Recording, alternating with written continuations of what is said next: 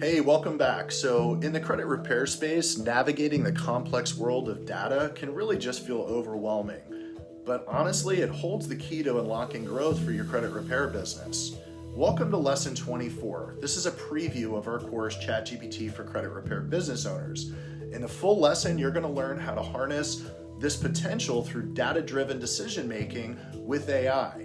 Here's what you're going to learn in Lesson 1 alone. First, stop guessing and start understanding your clients' rates, their revenue growth, and their marketing performance.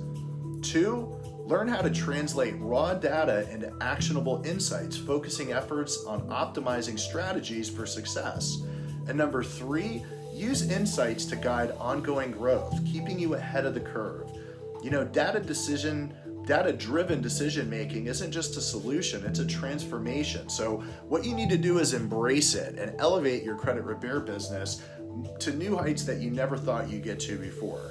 The road ahead is just filled with possibilities, and the next step in your journey is this. Go ahead and enroll in our full course now by clicking the link below, and Chris and I will see you on the inside.